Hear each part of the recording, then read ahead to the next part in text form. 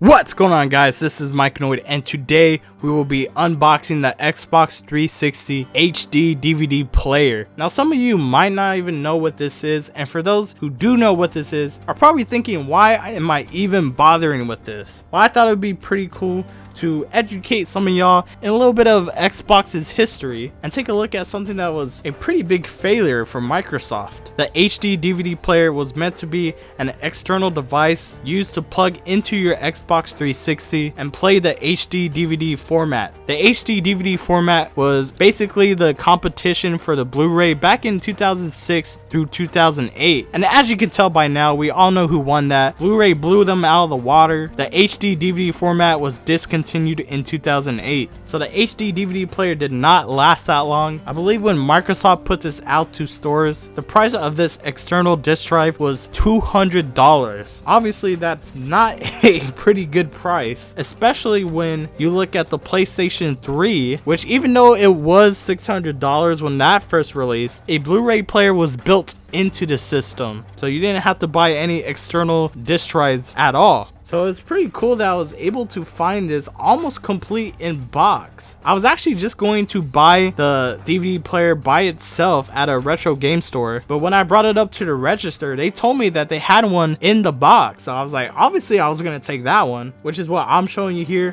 What's missing from this though is the King Kong movie. Now at first I was kind of a little bit upset about that, but when I looked at the prices on eBay, I knew I wouldn't have to worry about finding it.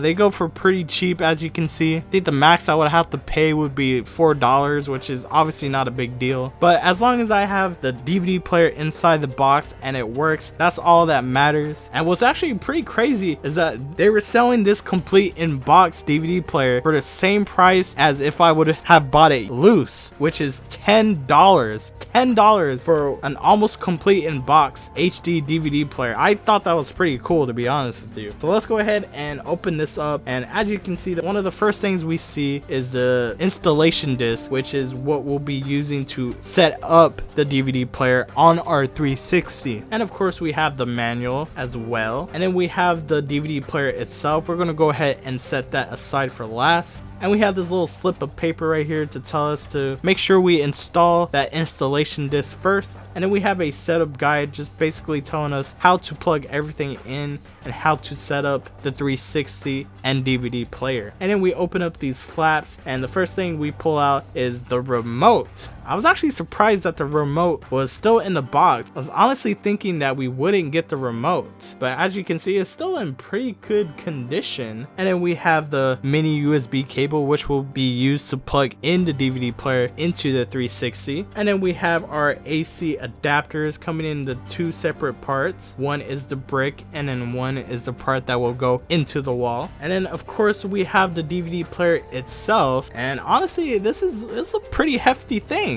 I mean, there's a good amount of weight to it, obviously a good thickness, and it looks like a 360, to be honest with you. Actually, when I was about to buy the HD DVD player, one of the workers asked me if I knew this wasn't a Xbox 360. Now obviously for someone like me, I know the difference between the two, but you know, there's people out there that would probably think that this is a whole Xbox 360, so it's important that they ask those questions, you know. In the front we have the disc tray, and then on the back we have the AC port, mini USB port, and two USB ports. So if we wanted, we can plug in a wired controller or an external hard drive, as long as the DVD player is connected to the 360, which is pretty cool that it adds on two more USB ports. So here I have a pretty beat up looking white Xbox 360, but surprisingly it still works. And just to compare it to the DVD player, we can obviously see the DVD player is smaller than the 360, but other than that, they do really look alike. Like honestly, if I didn't know better, I probably would think that the DVD player was a 360. So I'm going to go ahead and set up the DVD player with the Xbox 360. I won't be using the white one as I've shown in the video. I'll be using the Xbox 360E, which is the one that looks like the Xbox One. Before you plug in the DVD player, you got to put in the installation disc. Just follow the instructions on the screen and you'll be good to go. So I went ahead and put in Spider-Man Homecoming as my test best movie. I wish I had one of the HD DVD movies, but I'm going to have to try that out later. And as the movie starts up, the Xbox 360 logo came on, and that's because I was recording footage. The Xbox knows that I am recording, so it's not going to show the movie content. So once I stopped recording the Xbox 360, the movie came on like it should. Obviously you won't come to that problem, but that's just something you need to know if you have this hooked up to the Elgato. So that's how the DVD player works with the 360. But one of the main reasons why I actually wanted to get this is because it actually works as an external disk drive for PC. Now my PC doesn't have a disk drive, so I was like, might as well get a pretty cheap disk drive. And as we compare the Amazon prices of regular external disk drives, we can see that the HD DVD player is a few dollars cheaper, and all you need to do is plug it into your computer and you'll be able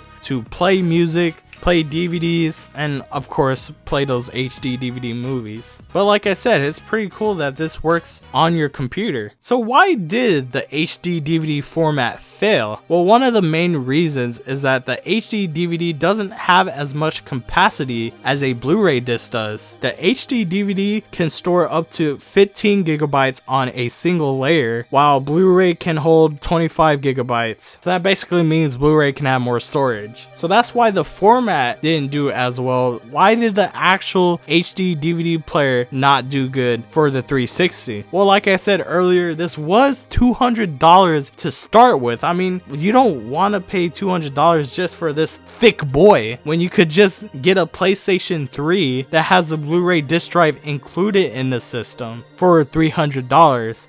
I mean, eventually. So that's just a couple of reasons why the HD DVD format never really kicked off, and ultimately the HD DVD player did not do good. So how does the HD DVD player hold up in 2020? Obviously the 360 is no longer supported, and the Xbox One is obviously using Blu-ray now. So even if you wanted to go back and play on your Xbox 360, you really don't need this. I mean, this is basically only if you want to play HD DVD movies, which they don't make HD DVD movies anymore. So as a DVD drive for your 360, you don't really need it. Now as an external disk drive for your PC, I mean, you could use it. It works just fine, but the problems with it is that it needs its own power source and it's very bulky. Disk drives they make today are really slim and they only need one cable, and that's to be plugged into the computer. If you're only going to use this at home and not take it on the go, then this is a cheap solution. But other than that, you don't really need this thing. I mean, I think it's just cool to have a part of the Xbox 360's history, and for $10 I think it was a pretty decent pickup. Well, that's going to be it for today's video. Let me know what you guys think of the Xbox 360 HD DVD player down in the comments.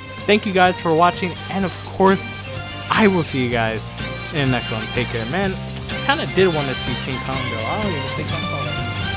We're rolling deep into your underground creek. Though the center prior notice called for you. We wanna make this party you don't wanna skip. Gonna be a show to